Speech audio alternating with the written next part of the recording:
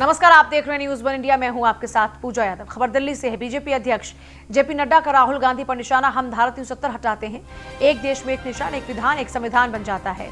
राहुल गांधी दलील देते हैं कि श्रीनगर के लोगों के साथ अन्याय हुआ। राहुल गांधी की दलील को लेकर इमरान खान यूएन में जाते हैं।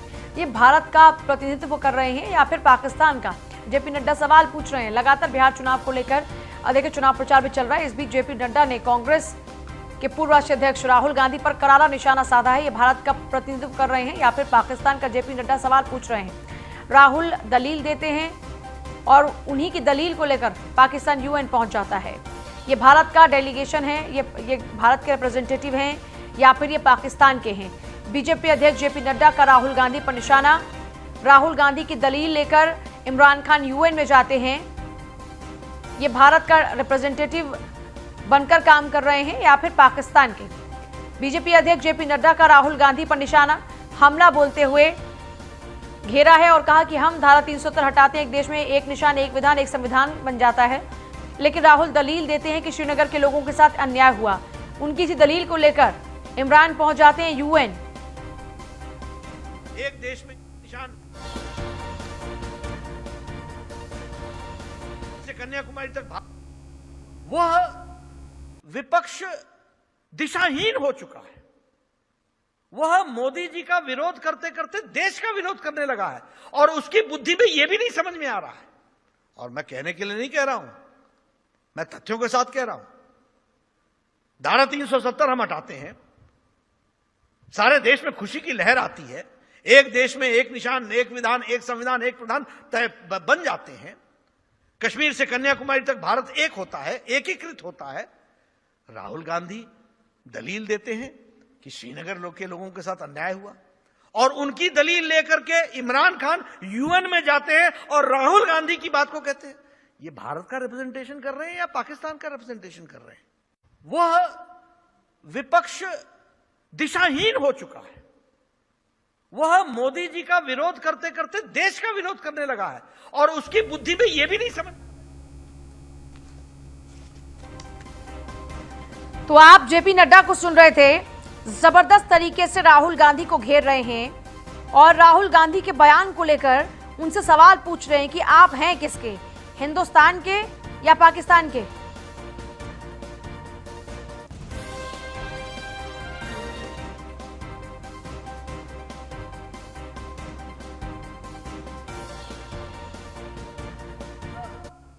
विपक्ष दिशाहीन हो चुका है।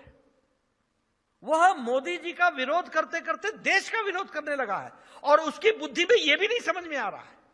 और मैं कहने के लिए नहीं कह रहा हूं, मैं तथ्यों के साथ कह रहा हूं। धारा 370 हम हटाते हैं, सारे देश में खुशी की लहर आती है। एक देश में एक निशान, एक विधान, एक संविधान, एक प्रधान तय बन जाते हैं। कश्मीर से कन्याकुमारी तक भारत एक होता है, एकीकृत होता है। राहुल गांधी दलील देते हैं कि श्रीनगर के लोगों के साथ अन्याय हुआ और उनकी दलील लेकर के इमरान खान यूएन में जाते हैं और राहुल गांधी की बात को कहते हैं। ये भारत का रिप्रेजेंटेशन कर रहे हैं या पाकिस्तान का रिप्रेजेंटेशन कर रहे हैं? वो राहुल गांधी की घेराबंदी की जा रही है। मोदी का विरोध करते करते देश का विरोध करने लगा विपक्ष।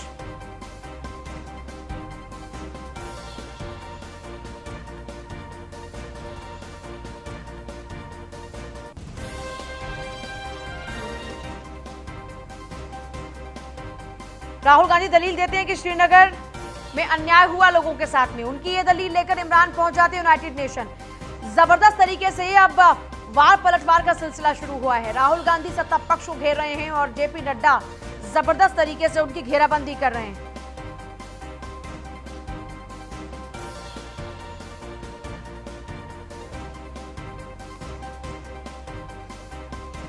राहुल गांधी दलील देते हैं कि श्रीनगर के लोगों के साथ अन्याय हुआ है। राहुल गांधी की दलील को लेकर इमरान खान यूएन में चले जाते हैं। ये भारत का रिप्रेजेंटेटिव करते हैं या फिर पाकिस्तान का?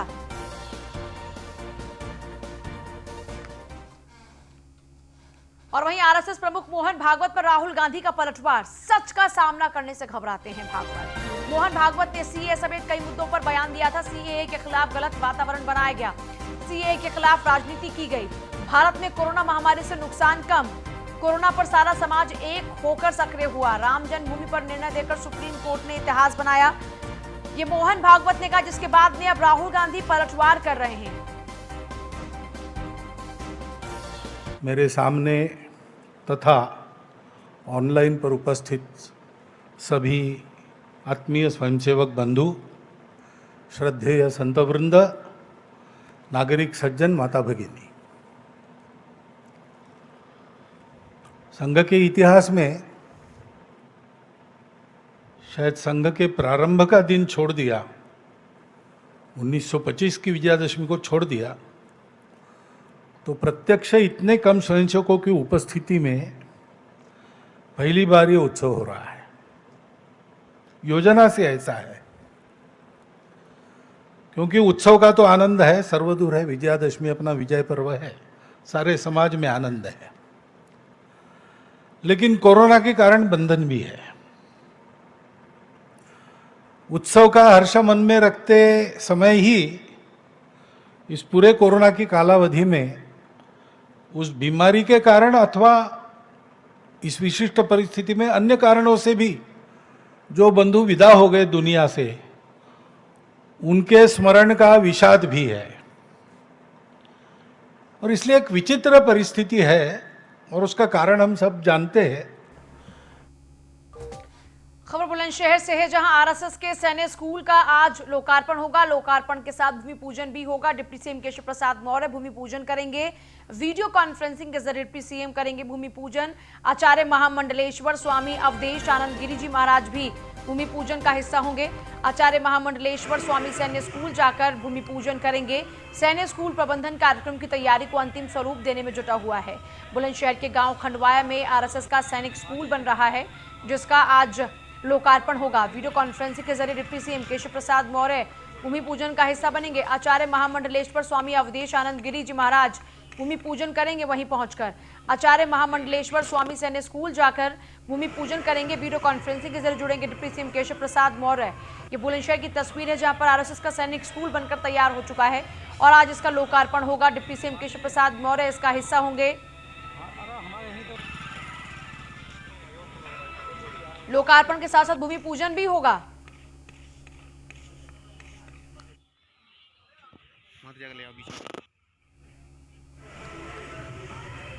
यूपी के झांसी में राष्ट्रीय स्वयंसेवक संघ ने विजयदशमी पर्व पर शस्त्र पूजन कार्यक्रम का आयोजन किया।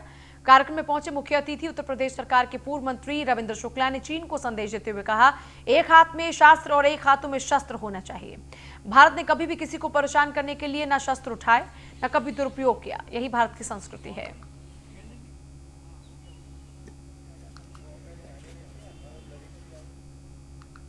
देखिए, विजयादशमी का दिन है और संघ का ये बहुत प्रमुख त्यौहार है। भारत की परंपरा रही है, हम शक्ति की पूजा करते हैं, लेकिन हमारी शक्ति लोगों की रक्षा के लिए होती है, हमारी शक्ति लोगों के सृजन के लिए होती है। हमने कभी भी दुनिया के ऊपर कभी आक्रमण नहीं किया, हमने दुनिया को शांति का संदेश दिया, लेकिन शक्तिमान रह करके हमने एक हाथ में शास्त्र लिए और दूसरे हाथ में शस्त्र लिए। हमने ज्ञान बांटा, लेकिन शस्त्रों का दुरुपयोग कभी नहीं किया। यूपी के झांसी में मिशन नारी शक्ति के तर्ज पर महिलाओं और बालिकाओं की सुरक्षा के लिए हेल्प डेस्क बनाए गए हैं। नगर के प्रमुख लाइट चौराहों पर पुलिस ने एक सार्वजनिक शपथ ग्रहण समारोह का आयोजन भी किया, जिसमें कमिश्नर सुभाष चंद्र शर्मा, आईजी सुभाष बघेल समेत जिले के तमाम अधिकारी और नागरिक शामिल हुए। पुलिस और आमजन को एक साथ एक कार्यक्रम में एक काम करने के निर्देश भी थे कि ताकि अपराध पर काबू पाया जा सके। एसएसपी ने वहां मौजूद सभी को शपथ दिलाई और अपील की कि वो अपने आसपास हो रहे महिलाओं के साथ छेड़खानी, नारी उत्पीड़न की सूचना पुलिस को दें, ताकि आरोपियों के खिलाफ कड़ी से कड़ी कार्रवाई हो सके। साथ ही साथ आमजन से सहभागिता के लिए अपील भी की।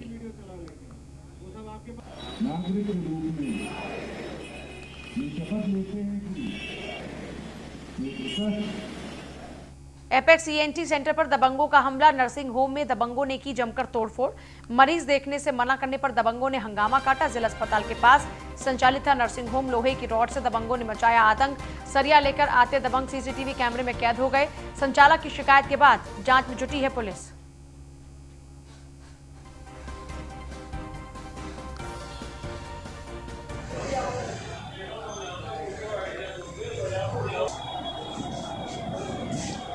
लोहे की रॉड से दबंगों ने आतंक मचाया। नर्सिंग होम में दबंगों की ये दबंगई जरा देख लीजिए कैसे जमकर तोड़फोड़ की जा रही है। और उस तोड़फोड़ की जो निशानियां हैं वो आप देखिए इन तस्वीरों के जरिए। एपेक्स ईएनटी सेंटर पर दबंगों का हमला ऐसा कि चारों तरफ कांच के छोटे छोटे टुकड़े आपको नजर आएंगे, क्योंकि जबरदस्त तरीके से यहां पर हमला किया गया है। मरीज देखने से मना करने पर दबंगों ने जमकर हंगामा काटा। नर्सिंग होम में ही दबंगों ने लोहे के रॉड से शीशों को तोड़ा और यहां की जो संपत्ति थी उसको हानि पहुंचाने की कोशिश की। कादिर अंसारी हमारे साथ हैं संवाददाता। कादिर, जरा पूरी जानकारी चाहेंगे, मामले में अभी तक क्या कुछ कार्रवाई? जी, कार्रवाई की बात की जाए तो यहाँ से पुलिस जब वहाँ पे सूचना मिली है तो पुलिस मौके पर पहुंची है।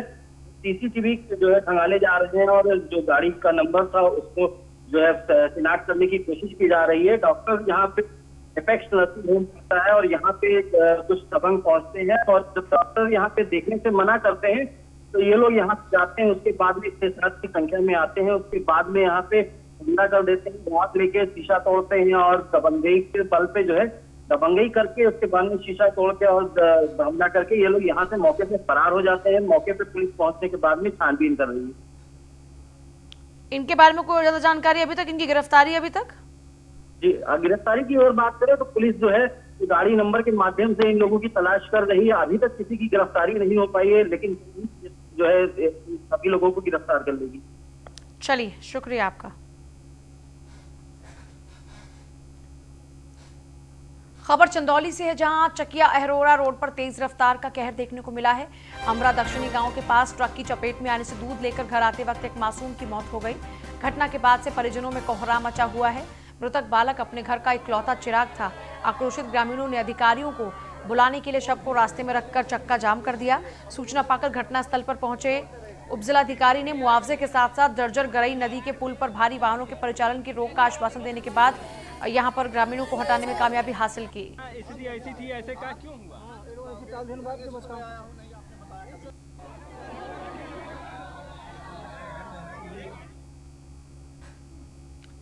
फर्रुखाबाद में जमकर मारपिटाई हुई। पत्नी ने पति की प्रेमिका को जमकर पीटा। महिला ने प्रेमिका के घर में घुसकर मारपीट की। महिला ने पति की प्रेमिका पर घर बर्बाद करने के आरोप लगाए। मारपीट मामले में पुलिस ने तीनों को हिरासत में लिया। कई महीनों से प्रेमिका के कारण पति पत्नी में हो रहा था विवाद, जिसके बाद फर्रुखाबाद के थाना नवाबगंज का ये पूरा मामला है, जहां प्रेमिका की जमकर पिटाई इस महिला ने की है।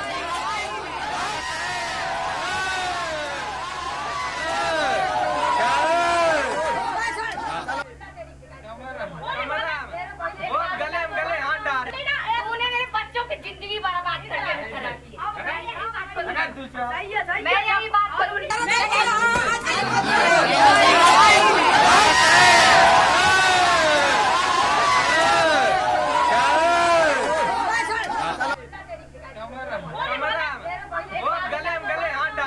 मेरे बच्चों की जिंदगी बर्बाद करके रखी है। मैं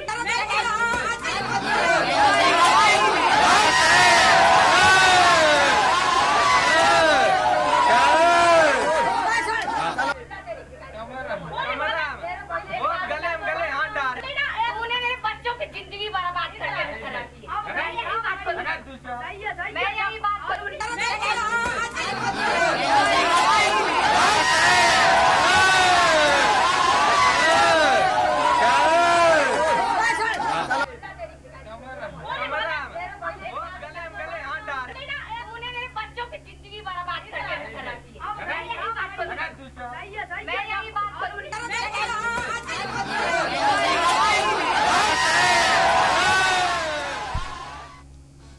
जालौन में तेज रफ्तार का कहर बरपा। श्रद्धालुओं से भरी ट्रैक्टर ट्रॉली अनियंत्रित होकर पलटी।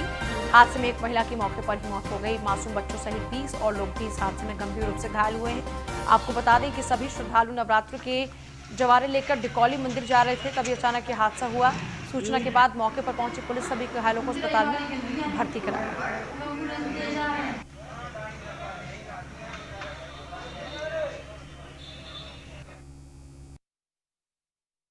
ये 20-21 पेशेंट हैं, बाकी 4-5 सीरियस हैं, उनको रेफर कर दिया गया और एक ब्रॉड डेड आई थी, उसको यहाँ पे मॉर्चरी में रखवा दी गई। ये 20-21 पेशेंट हैं, बाकी 4-5 सीरियस हैं, उनको रेफर कर दिया गया और एक ब्रॉड डेड आई थी, उसको यहाँ पे मॉर्चरी में रखवा दी गई। और बदायूं में तेज रफ्तार कार ने 5 युवकों को कुचल दिया। हादसे में 3 युवकों की मौत हो गई और 2 गंभीर रूप से घायल हो गए हैं। सभी घायलों को इलाज के लिए अस्पताल में भर्ती कराया गया। हादसे के बाद आक्रोशित ग्रामीणों ने कार में बैठे दोनों युवकों की जमकर पिटाई की। जानकारी के मुताबिक बदायूं चंदौसी मार्ग पर कुनार गांव के पास हाईवे पर दौड़ लगा रहे 5 युवकों को तेज रफ्तार स्विफ्ट कार ने टक्कर मार दी, जिसमें 3 युवकों की दर्दनाक मौत हुई। हादसे की सूचना मिलते ही मौके पर पहुंची पुलिस ने आरोपी कार चालक को गिरफ्तार किया और कार को अपने कब्जे में लेकर मामले की जांच भी शुरू कर दी है।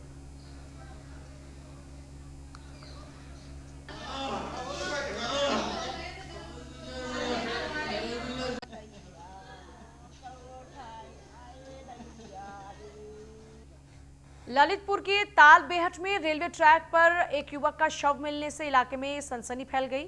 युवक की पहचान खादी गांव के निवासी महेंद्र यादव के रूप में हुई है। घटना की सूचना के बाद जीआरपी और कोतवाली पुलिस मौके पर मौजूद, शव को अपने कब्जे में लेकर पोस्टमार्टम के लिए भी भेज दिया है। मामला दर्ज कर जांच भी शुरू कर दी है।